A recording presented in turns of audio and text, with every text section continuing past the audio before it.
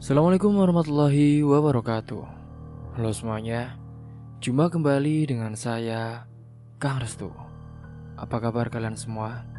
Semoga kalian selalu sehat, baik, dan tentunya dimudahkan segala urusannya oleh Tuhan Yang Maha Esa. Amin amin ya rabbal alamin. Oke, seperti biasa, kali ini saya akan menceritakan sebuah kisah horor. Dan bagi kalian yang baru bergabung di channel kami, jangan lupa klik tombol subscribe-nya. Klik juga lonceng notifikasinya serta like video ini agar kalian semua tidak ketinggalan cerita-cerita menarik dan terbaru tentunya dari channel kami. Oke, terima kasih. Dan langsung saja tanpa berlama-lama lagi, bagaimana kisahnya?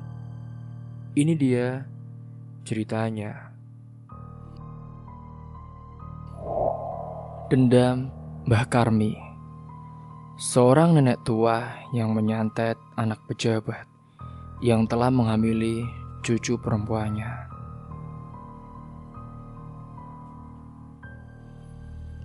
Angin sore menyapu lembut halaman sekolah TK Harapan Ibu yang terletak di pinggir desa.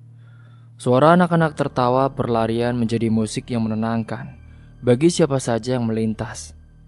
Inka, gadis berusia 22 tahun, berdiri di depan kelas sambil membereskan mainan edukatif yang baru saja digunakan oleh murid-muridnya. Senyumnya mengembang lembut setiap kali seorang anak melambai pulang, dan dengan sabar ia mengantar mereka sampai ke gerbang. Meski usianya masih muda, Inka sudah menjadi kebanggaan warga desa karena kelembutan hatinya. Ia menjadi guru TK sejak 2 tahun lalu setelah lulus dari Akademi Pendidikan di kota. Banyak yang bilang wajah Inka ini mirip artis sinetron. Kulitnya bersih, matanya bening, dan rambut hitam lurusnya selalu disisir dengan rapi. Tapi bukan hanya soal paras, Inka memiliki cara bicara yang sopan dan hati yang ringan membantu siapapun yang membutuhkan. Inka, ia tinggal bersama neneknya, Mbah Karmi, di sebuah rumah kayu sederhana yang terletak di belakang sawah. Orang tuanya sudah lama meninggal karena terjadi kecelakaan. Dan sejak itulah, sejak Inka masih kecil, ia diasuh sepenuhnya oleh sang nenek. Mbak Karmi sendiri adalah perempuan tua yang kuat. Meski usianya sudah melewati 70 tahun, langkahnya masih tegak dan sorot matanya masih tajam, seperti seekor elang. Banyak orang bilang Mbak Karmi dulunya adalah orang pintar, tapi ia jarang bicara soal itu. Kini ia lebih suka duduk di beranda sambil menyulam atau menyapu halaman setiap pagi. Hari itu sepulang dari sekolah, Inka pulang dengan langkah ringan. Di jalan ia bertemu dengan sekelompok mahasiswa KKN dari kota yang baru tiba beberapa hari lalu. Mereka sedang mendata rumah warga sambil berbincang dengan kepala dusun. Salah satu dari mereka, pemuda bertubuh tinggi dan berpakaian rapi, berdiri sedikit terpisah. Ia menoleh dan mata mereka saling bertemu. "Permisi, Bu Guru," sapa pemuda itu sambil tersenyum ramah. Inka pun mengangguk sopan. "Iya, Mas. Saya Adi, Mas. Baru KKN di sini. Tadi saya lihat ibu ini keluar dari TK Harapan Ibu ya." "Iya, Mas. Saya guru di sana." "Oh, kebetulan kami mau adakan kegiatan dongeng dan mewarnai minggu depan, Bu. Boleh nggak minta waktu Ibu sebentar?" Awalnya percakapan itu hanya soal kegiatan anak-anak. Tapi sejak saat itulah, Adima sering datang ke sekolah dengan berbagai alasan. Kadang membawakan buku bekas untuk perpustakaan kecil TK. Kadang menawarkan bantuan mengecat tembok sekolah yang mulai pudar.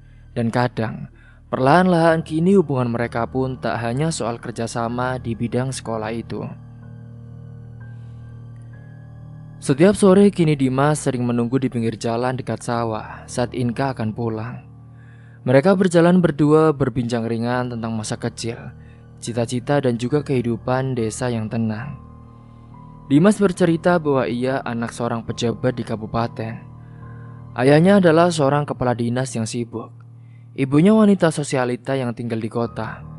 Sementara Dimas sendiri, ia mengaku tak terlalu cocok dengan dunia keluarganya yang penuh dengan tekanan. Ia ingin hidup sederhana dan dekat dengan orang-orang yang tulus. Inka hanya mendengarkan, kadang tersenyum, kadang tertawa kecil. Ia merasa nyaman tapi juga menyadari dirinya hanyalah perempuan desa biasa.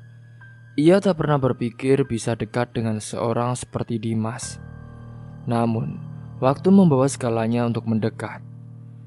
Semakin hari perhatian Dimas terasa tulus. Ia selalu ada saat Inka lelah, memberi semangat, membawakan teh hangat, bahkan membantu mencangkul kebun kecil yang ada di samping rumah Inka. Mbak Karmi memperhatikan semua itu dengan diam. Ia tak melarang tapi juga tak memberi banyak komentar. Hingga suatu malam saat Inka duduk di beranda rumah kecilnya sambil menyapu rambutnya yang panjang, Dimas datang membawa buah tangan. Ia duduk di tangga rumah dan menatap langit penuh bintang.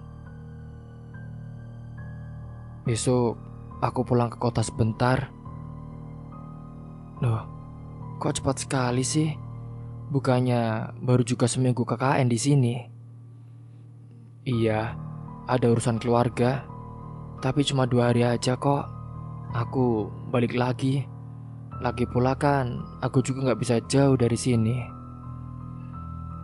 Suara Dimas pelan tapi cukup membuat jantung Inka berdetak tak karuan. "Inka, aku serius sama kamu. Aku belum berani janji macam-macam. Tapi aku ingin kamu tahu. Aku ingin hubungan ini jalan terus. Gak cuma selama KKN saja." Inka terdiam, pipinya hangat. Dalam hatinya ia bingung antara percaya dan juga takut. Tapi malam itu kata-kata Dimas seperti doa yang menenangkan. Hari-hari berikutnya semakin manis. Di antara kerinduan dan juga pertemuan, tumbuh kepercayaan yang dalam. Hingga pada suatu malam saat hujan gerimis membasahi desa, Dimas mengajak Inka bicara di pos ronda. Suasana sepi, angin hanya berbisik pelan. Dan dalam percakapan yang makin dalam dan sentuhan yang awalnya hanya di tangan, malam itu mereka melewati batas yang tak seharusnya dilanggar. Malam itu Inka terbawa oleh rayuan janji manis dari Dimas. Ia rela menyerahkan kesuciannya. Dan pada pagi harinya Inka pun bangun dengan hati yang campur aduk, antara bahagia dan juga ketakutan, antara harapan dan bayang-bayang penyesalan. Tapi ia menenangkan diri, Dimas mencintainya dan ia percaya pemuda itu akan menepati janji. Waktu terus berjalan, KKN pun hampir selesai. Inka merasa tubuhnya semakin aneh. Ia sering mual di pagi hari, lemas dan merasa perubahan dalam dirinya. Dengan hati berdebar, ia pun kini memeriksakan diri secara diam-diam. Dan ketika dokter mengatakan bahwa ia hamil 2 bulan, saat itulah dunia Inka benar-benar runtuh. Ia duduk lama di bawah pohon jambu belakang rumah, menggenggam perutnya dan menangis dalam diam. Malam itu, ia memberanikan diri mengirim pesan ke Dimas. Lama tak ada balasan hingga 1 minggu berlalu dan Dimas tak pernah muncul lagi. Pesannya hanya dibaca tapi tak pernah dijawab. Telepon tak pernah diangkat. Akun media sosialnya pun menghilang. Tak ada kabar, tak ada kejelasan. Inka merasa hancur. Inka kini menjalani kehidupan sehari-harinya dengan menyembunyikan semuanya dari neneknya. Ia pun berlagak biasa ketika dihadapkan oleh Mbak Karmi. Tapi tubuhnya sendiri semakin hari semakin lemah. Wajahnya makin pucat. Mbak Karmi tahu ada yang disembunyikan oleh cucunya. Tapi ia menunggu hingga Inka sendiri yang mau membuka mulut, berbicara terus terang dengan apa yang sudah terjadi pada dirinya. Ketika suatu sore saat Inka pulang dan mata bengkak, ia pun langsung masuk kamar dan mengunci pintu. Mbak Karmi yang melihatnya, ia mengetuk pelan, lalu duduk di depan pintu sambil berucap lirih.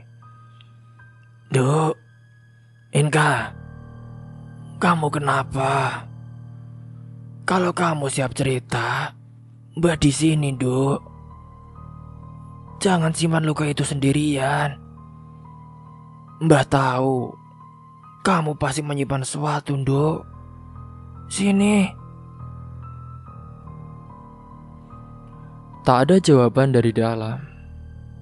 Saat itu, tangis yang menandai awal dari sebuah badai panjang yang akan mengubah hidup mereka selamanya terus terdengar lirih dari balik pintu kamar Inka. Mbah Karmi duduk diam di depan pintu. Matanya nanar menatap lantai bambu yang dingin.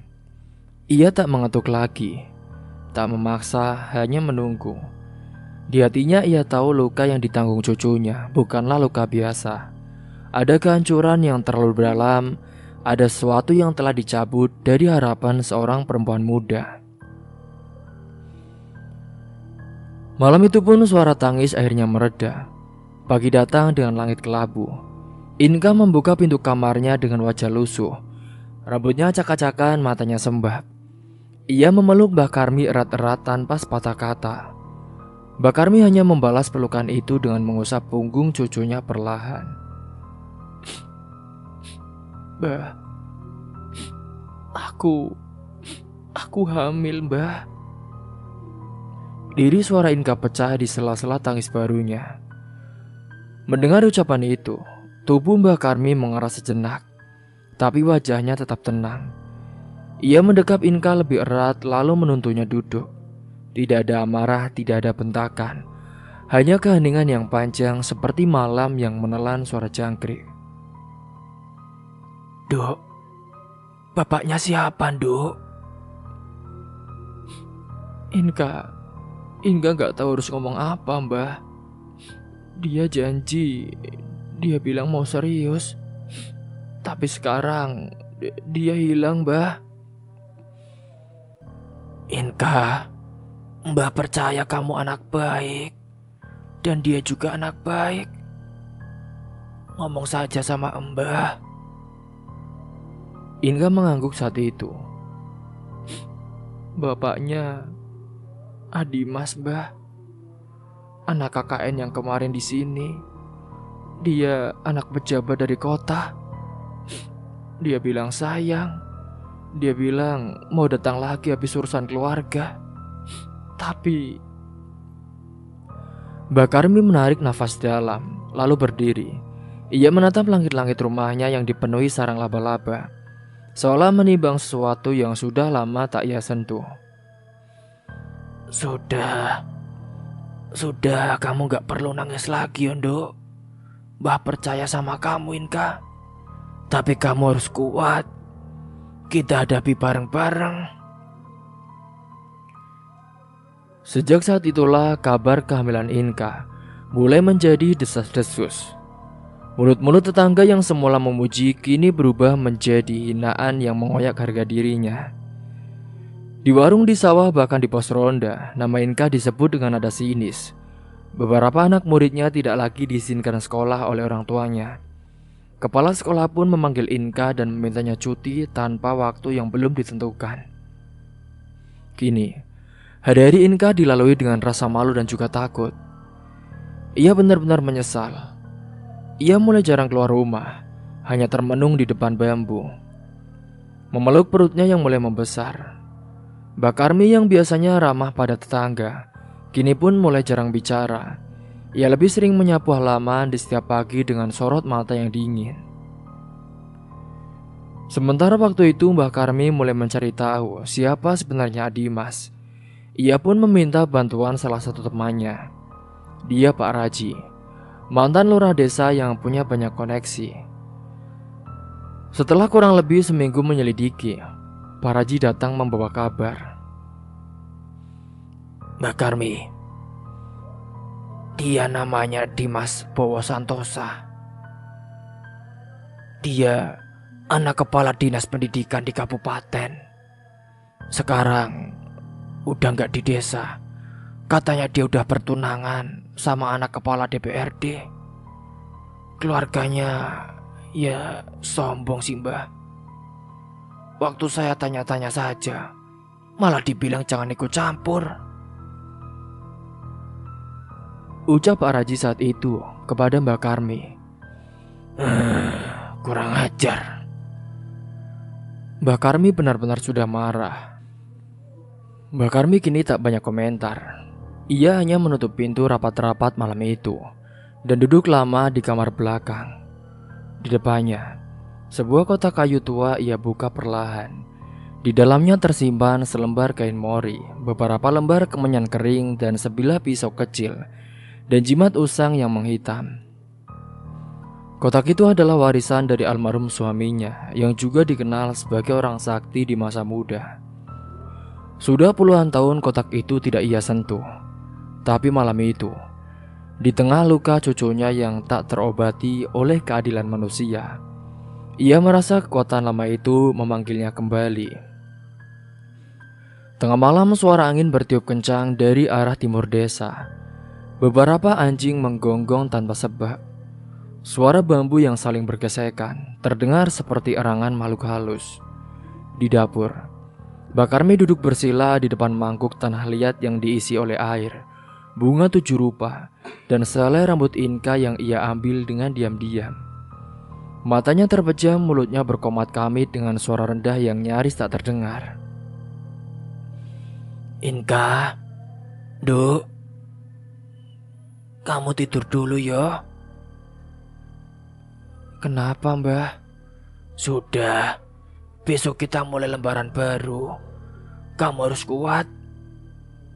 Istirahatkan tubuhmu, kasihan bayimu lo itu. Iya, Mbah. Inka tidak tahu malam itu adalah awal dari ritual pemanggilan kekuatan gaib yang selama ini disegel rapat oleh Mbak Karmi. Ia tahu tidak ada hukum di dunia ini yang akan menuntut keadilan untuk perempuan desa seperti cucunya. Ia juga tahu anak pejabat seperti Adimas pasti akan dilindungi, meski telah menghancurkan masa depan gadis tak berdosa. Di tempat lain di rumah megah Pak Bowo di kota, Adimas tertawa bersama tunangannya di pesta kecil keluarga. Ia terlihat tampan dengan jas hitam. Menyambut tamu-tamu penting yang datang, ia pun sama sekali tak terlihat terbebani dengan perbuatannya terhadap Inka. Bahkan saat ibunya bertanya, "Dimas, itu gadis kampung waktu KKN gimana? Bukannya kamu pernah kirim foto ya ke ibu?" "Itu cuma main-main aja, Bu. Dia kan yang naksir aku, bukan aku. Lagian, udahlah, orang dia miskin kok." Setelah acara pesta itu berjalan cukup menyenangkan.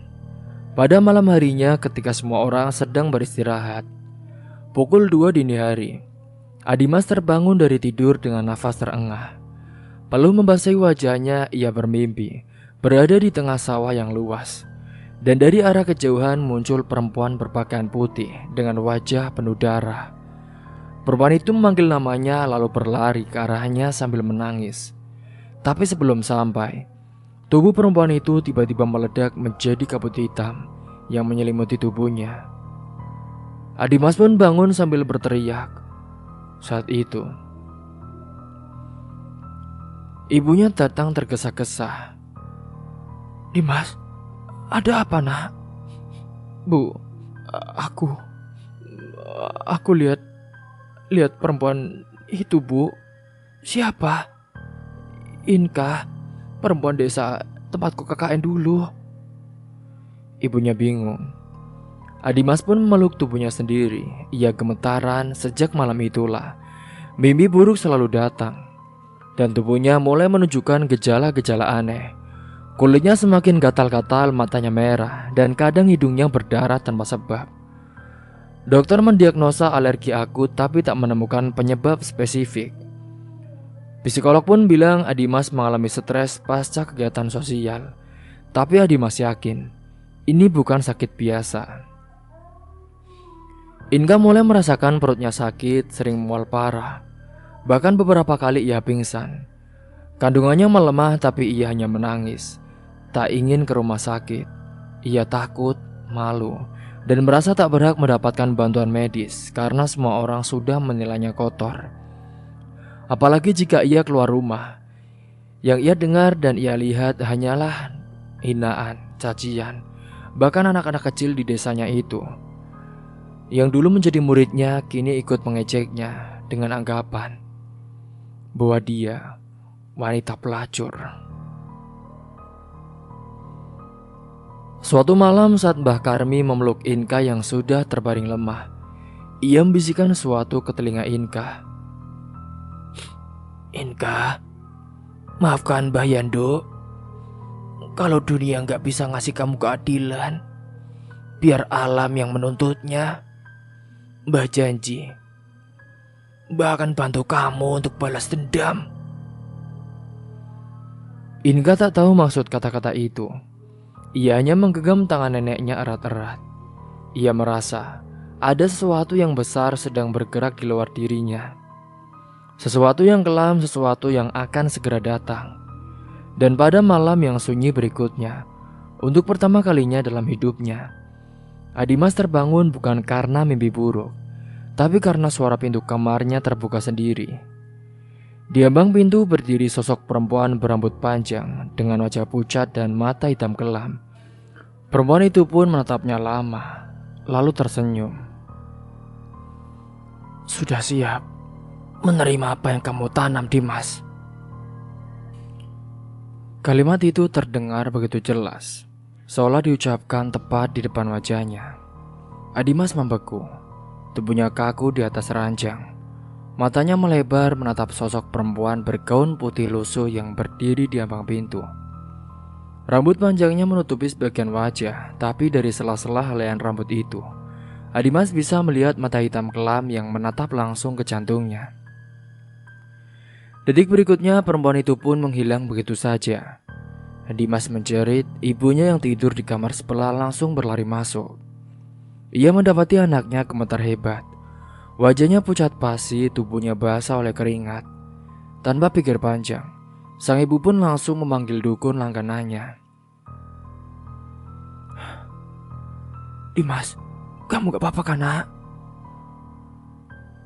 Singkatnya pada pagi harinya, Adimas hanya terbaring lemas. Ia tak mau makan, tak mau bicara. Tubuhnya menggigil padahal suhu ruangan sangat hangat. Dukun yang datang pun hanya menggeleng pelan setelah membaca mantra. Anak ini diganggu, Bu. Ada yang marah besar padanya. Dia sudah melakukan dosa besar. Dan sekarang balasan dendam itu sedang datang. Pak Bowo sang ayah sangat marah besar. Ia adalah seorang yang tak percaya pada hal mistis. Ia pun malah memaki sang dukun dan mengusirnya dari rumah. Tapi saat malam kembali tiba, Adimas kembali berteriak. Kali ini ia menangis seperti anak kecil, meringkuk di pojok ruangan memohon agar sosok itu tidak datang lagi. Di desa, Inka semakin lemah. Ia kehilangan banyak darah karena pendarahan mendadak malam itu. Kandungannya dinyatakan keguguran oleh bidan yang diam-diam dipanggil oleh Mbak Karmi. Janin tak bernyawa pun dibungkus kain putih dan dikuburkan sendiri oleh Mbak Karmi, tepat di bawah pohon jambu belakang rumah mereka. Tak ada bacaan doa panjang, hanya lirih suara nenek tua yang menyebut nama-nama leluhur sambil meneteskan air mata. Inka sudah tak punya apa-apa lagi. Tak ada yang bisa dia peluk selain dendam, gumam Mbah Karmi saat itu. Dalam keheningan malam yang berat, Mbah Karmi kembali memanggil kekuatan lama yang dulu disegelnya sendiri. Kemenyan dibakar, darah ayam pun dideteskan, dan rambut Adimas yang berhasil ia dapatkan dari hasil kiriman gaib kini dipendam dalam gentong tanah yang ia buat sendiri. Ia memanggil sosok leluhur wanita yang dulu terkenal sebagai pelindung kaum perempuan teraniaya. Aku bukan minta kaya, bukan juga minta selamatkan hidupku. Aku cuma minta satu, balas dia. Hancurkan dia seperti dia menghancurkan Inka. Kalau tumbal yang kalian mau, ambil sisa umurku, tapi balas tangisan cucuku. Ritual malam itu menebar hawa dingin ke seluruh desa. Beberapa warga mengeluh mimpi buruk. Anak-anak menangis tanpa sebab dan seekor kambing milik Pak Sastro ditemukan mati tergantung di kandang. Tapi Mbah Karmi tetap duduk tenang di teras rumah, meratap langit malam dengan mata kosong. Di kota, Adimas mulai kehilangan keseimbangan mental. Ia bicara sendiri, tertawa lalu menangis. Bahkan pernah mencoba mencakar wajahnya sendiri di depan cermin karena mengaku melihat Inka berdiri di baliknya. Ibunya kini menangis tiap malam sementara Pak Bowo mulai panik. Semua pengobatan medis telah gagal. Ia pun akhirnya mendatangi seorang ustadz terkenal di kota. Ustadz itu datang membaca ayat-ayat suci di kamar Adimas. Dan baru 5 menit saja membaca, lampu kamar tiba-tiba padam. Kipas angin berputar kencang lalu berhenti mendadak. Di langit-langit muncul sosok bayangan perempuan dengan kepala menunduk, menggantung seperti mayat. Ustadz itu terdiam, wajahnya pucat. Lalu ia muntah darah dan langsung pingsan. Kini keluarga besar Pak Bowo mulai panik. Beberapa kerabat datang, ada yang menyarankan ruqyah, ada pula yang menyarankan membawanya ke luar negeri. Tapi malam-malam berikutnya hanya jadi saksi teror yang tak berkesudahan. Kadang Adimas tiba-tiba menjerit di kamar mandi, bilang tubuhnya diraba oleh tangan-tangan dingin. Kadang ia juga terdengar mengobrol dengan seorang yang tak terlihat dan menyebut nama Inka terus-menerus. "Inka, maafkan aku Inka. Aku cuma main-main. Aku gak tahu kalau kamu hamil Inka. Maafkan aku. Aku takut Inka. Aku takut." Suatu malam dalam keadaan tak sadar, Adimas berjalan keluar rumah dan duduk di tengah jalan raya. Ia menatap langit dan tertawa layaknya orang gila, lalu menangis sejadi-jadinya. Saat itu, ada polisi yang sedang berazia patroli. Mereka pun akhirnya datang membawanya ke rumah sakit jiwa.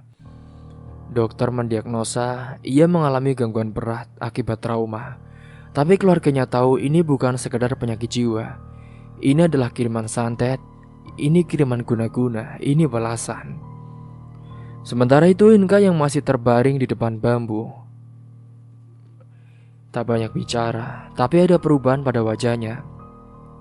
Bukan lagi ketakutan ataupun kesedihan. Wajah Inka kini seperti orang yang tak punya perasaan. Tatapannya kosong, senyumannya mati. Seperti tubuhnya sudah tertinggal tapi jiwanya belum kembali. Mbah Karmi tahu, jika dibiarkan jiwa cucunya bisa benar-benar hilang. Ia pun mencoba berbicara dengan Inka setiap hari, membawakan makanan, menyuapinya dan mengelus rambutnya sambil menyanyikan tembang lama. Tapi Inka tetap diam. Satu-satunya waktu ia bereaksi adalah ketika Mbah Karmi membawa cermin kecil dan memperlihatkan wajah bayi mungil yang dulu sempat difoto saat masih dalam kandungan. "Duk, lihat anakmu, dia cantik ya. Dia akan tunggu kamu di tempat tenang nanti. Dia sudah bahagia di sana." Inka meneteskan air mata, tapi itu pun hanya beberapa tetes. Habis itu, ia kembali diam. Di malam yang lain, Mbah Karmi kembali melakukan ritual terakhir dari rangkaian balas dendamnya. Kali ini ia tak hanya memanggil roh leluhur, tapi juga meminta restu dari alam penjaga desa. Ia menggali tanah di tengah kebun kosong dan menanam boneka bayi dari tanah liat, dibungkus kain kafan bekas dari orang yang mati bunuh diri. Boneka itu dikubur bersama selembar foto Adimas. Inka sudah kehilangan anaknya. Kini, biar dia juga kehilangan akalnya, hatinya, bahkan nyawanya. Aku tak terima cucuku dibuat gila oleh orang tak bertanggung jawab. Dalam seminggu setelah itu, kondisi Adimas semakin memburuk. Ia sudah tidak mengenali siapapun. Setiap malam tubuhnya kejang-kejang seperti ada yang menindih. Mulutnya mengeluarkan busa, matanya memutih dan kemaluannya mengeluarkan nanah dengan bercak-bercak mengerikan. Tubuhnya kini kurus seperti tulang berbalut kulit. Dan untuk pertama kalinya, sang ayah, Pak Bowo yang selama ini sombong dan menolak percaya hal gaib, ia datang sendiri ke desa Inka. Ia datang membawa mobil mewah, turun di depan rumah Mbah Karmi, dan mengetuk pintu dengan tangan gemetar. Tok, tok, tok. Bu, permisi. Tok, tok, tok. Iya. Kamu siapa? Saya ayah dari Dimas. Bu, saya mohon, tolong anak saya, Bu. Mbah Karmi membuka pintu perlahan saat itu. Wajahnya datar, tidak ada senyum, tidak ada sambutan.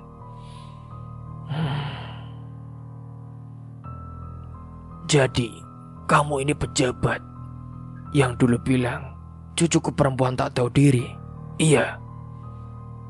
Pak Bowo menunduk. Saya hilaf, Bu. Saya mohon ampun. Anakmu sudah bunuh cucuku, bunuh jiwanya, bahkan bunuh bayinya. Sekarang kau datang minta tolong. Terlambat. Pak Bowo berlutut menangis.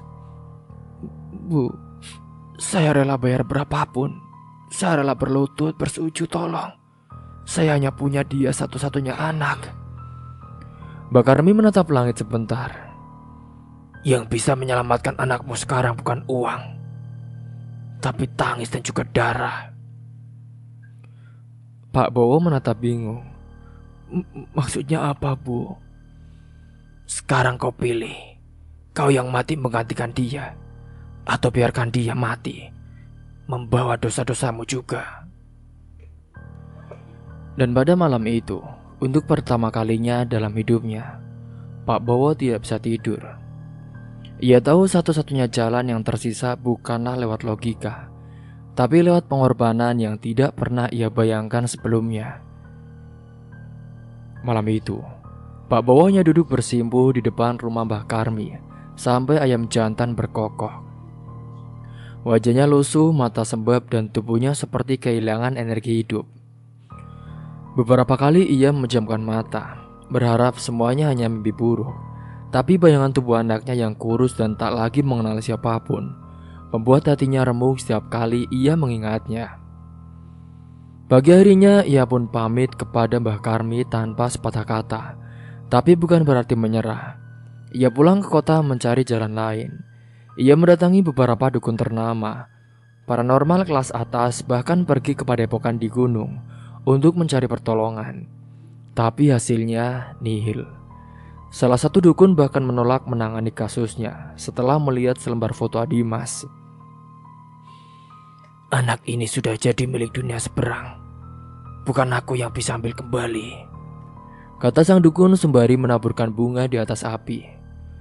Pak Bowo makin putus asa. Dimas sudah tidak bisa bicara. Mulutnya terus mengeluarkan air liur. Giginya rontok satu persatu, tubuhnya memutih seperti mayat yang sudah seminggu tenggelam. Ia tak lagi bisa makan, hanya minum lewat infus, dan sekali mengerang menyebut nama Inka. Hari ke-7 sejak kedatangan terakhir ke desa, Pak Bowo kembali. Kali ini ia datang tanpa mobil. Hanya naik angkot sampai ke ujung jalan. Pakaiannya sederhana, dan wajahnya makin tua, seolah 10 tahun lebih tua dari sebelumnya. Ia berdiri di depan rumah Mbah Karmi sambil membawa kantong plastik berisi sebilah pisau, segenggam rambut Dimas, dan sebotol darah yang ia dapat dari rumah sakit. Ini semua yang ibu butuhkan, bukan? Mbah Karmi menerima barang-barang itu tanpa ekspresi. Ia tidak berkata apapun, hanya menatap Pak Bowo sejenak, lalu membuka pintu dan masuk ke dalam. Pak Bowo berdiri kaku di luar, tidak berani masuk. Hanya mendengar suara langkah kaki perlahan dan gemericik kain di dalam rumah kayu itu. Sementara itu, Inka mulai bisa duduk. Tubuhnya masih lemah, tapi hari itu, untuk pertama kalinya ia bicara setelah berminggu-minggu diam. Mbah, apakah semua ini karena aku, Mbah? Mbah Karmi memeluk Inka, membelai rambutnya. Bukan salahmu, Dok. Dunia ini memang kejam, tapi kamu masih punya hak untuk bahagia. Inka memejamkan mata, air matanya mengalir. Aku cuma ingin dia tahu rasanya kehilangan, Mbah. Biar dia tahu, hidup bukan cuma untuk main-main. Mbak Karmi tersenyum getir. Dia sudah tahu, bahkan lebih dari itu. Malam harinya ritual terakhir dilakukan. Di tengah kebun kosong yang sunyi, Mbah Karmi menggambar lingkaran besar dari arang dan darah ayam hitam. Di tengah lingkaran ia letakkan foto Adimas, rambut dan botol darah. Pisau kecil ditancapkan di atas kemenyan dan ia mulai membacakan mantra dari kitab tua warisan suaminya. Angin berembus kencang, suara lolongan anjing terdengar bersahutan dari berbagai arah. Langit mendung tapi tidak hujan. Bintang-bintang seakan lenyap dari pandangan. Mbah Karmi memanggil arwah para perempuan yang mati karena ditinggal, dipermainkan dan dihancurkan oleh para lelaki yang bersembunyi di balik kuasa. Ia membuka jalan agar roh-roh itu turun dan membawa Dimas ke dalam mimpi terakhirnya. Sementara di rumah sakit, tubuh Dimas bergetar hebat. Perawat berlarian, alat-alat berbunyi nyaring. Jantungnya berdenyut tak karuan, tapi yang terjadi di dalam pikirannya jauh lebih menyeramkan. Ia berada di hutan gelap, dikelilingi suara tangis bayi. Di antara pohon-pohon besar berdiri sosok perempuan-perempuan dengan wajah terbakar, tubuh berdarah dan perut membuncit. Mereka semua menatap Adimas dengan mata putih dan bibir robek. Tiba-tiba, dari tengah mereka muncul sosok perempuan berwajah cantik yang dikenalnya dengan baik. Dia adalah Inka. Inka, maafkan aku. Aku salah, Inka. Aku mohon. Aku sudah menderita, Inka. Aku mohon. Jerit Adimas. Tapi Inka hanya diam, ia tidak menangis, tidak tertawa. Hanya satu kalimat keluar dari mulutnya sebelum tubuh Adimas ditarik oleh tangan-tangan mayat di bawah tanah. Semua yang kau buat telah kembali padamu, Dimas. Adimas terbangun dengan satu tarikan nafas terakhir. Matanya terbuka lebar dan wajahnya membeku dalam ekspresi ketakutan luar biasa. Alarm alat medis berbunyi keras, para dokter dan perawat datang tergesa. Tapi Adimas sudah tak bernyawa. Ia mati dengan wajah menghitam, mata yang tak bisa tertutup, dan juga dengan kemaluannya yang membusuk hilang akibat santet kiriman Mbah Karmi. Kini, berita kematiannya mengejutkan banyak orang. Sebagian menyebut penyakit aneh, sebagian lagi menyebut kesurupan massal. Tapi hanya satu orang yang tahu betul apa yang terjadi. Dia adalah Pak Bowo, ayah kandungnya. Ia tak berkata sepatah kata pun. Ia hanya diam duduk di kursi ruang jenazah sambil memegangi foto kecil Inka yang diam-diam ia curi dari meja rumah Mbah Karmi waktu itu. Hari pemakaman Adimas pun berlangsung cepat. Tak banyak yang datang, hanya keluarga besar dan beberapa kenalan dekat. Wajah tunangannya tidak hadir, ibunya pingsan beberapa kali. Tak bisa menerima kenyataan. Dan setelah prosesi selesai, Pak Bowo menghilang dari dunia publik. Ia pun mengundurkan diri dari jabatannya sebagai pejabat pemerintah daerah dan tinggal di rumah tua peninggalan orang tuanya yang jauh dari hiruk-pikuk kota. Di desa, Inka perlahan pulih. Ia sudah mulai berjalan keluar rumah, duduk di balai bambu dan bahkan sempat melihat anak-anak bermain dari kejauhan. Tapi wajahnya masih menyimpan luka dalam. Tidak mudah melupakan semua yang terjadi. Tapi Inka tahu ia masih hidup, ia masih bisa bertahan. Kini, warga yang dulu menghina pun setelah beredar kabar bahwa semuanya berasal dari anak KKN yang menghamilinya tanpa tanggung jawab. Kini mereka semua berharap bahwa Inka bisa mengajar lagi di TK itu. Singgahnya pada suatu malam, Inka duduk di samping makam kecil bayi yang sempat lahir itu. Ia membawa lilin kecil dan meletakkannya di atas batu sederhana bertuliskan, "Untukmu anakku." Mbak Karmi duduk tak jauh di belakangnya. Ia membawa selimut dan membungkus tubuh cucunya perlahan. Duk, kamu wis kuat saiki. Tapi jangan biarkan luka ini jadi alasan untuk kamu menutup diri. Dunia masih panjang. Kamu harus kuat. Lupakan masa lalu kamu. Kamu bukan orang yang salah. Kamu hanyalah orang yang bisa menjadi lebih baik. Inka memandang ke arah sawah yang mulai menguning. Bah, tapi aku takut, bah.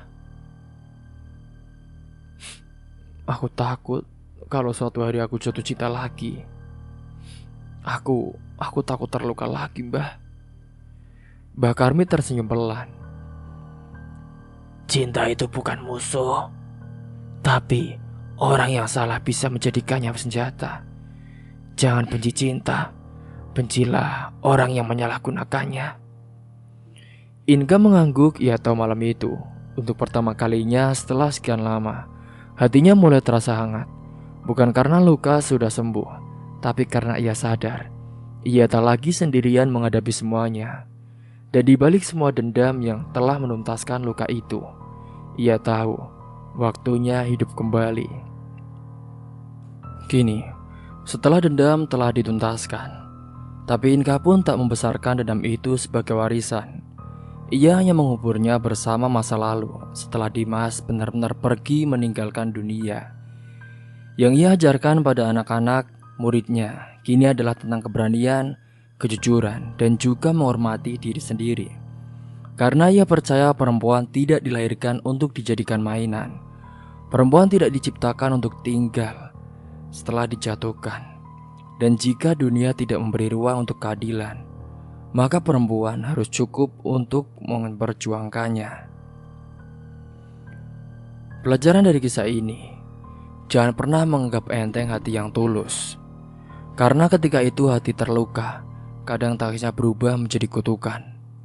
Dan tidak ada kekuasaan atau jabatan yang mampu menyelamatkan seorang manusia dari azab dan karma yang datang oleh air mata orang yang didolimi. Cerita pun tamat. Semoga dari kisah ini kalian semua bisa mengambil hikmah dan pelajaran. Mungkin itu saja yang dapat saya sampaikan. Kurang lebihnya mohon maaf apabila ada salah kata ataupun ucapan yang kurang berkenan bagi kalian semua. Sampai jumpa di cerita selanjutnya. Akhir kata, wassalamualaikum warahmatullahi wabarakatuh.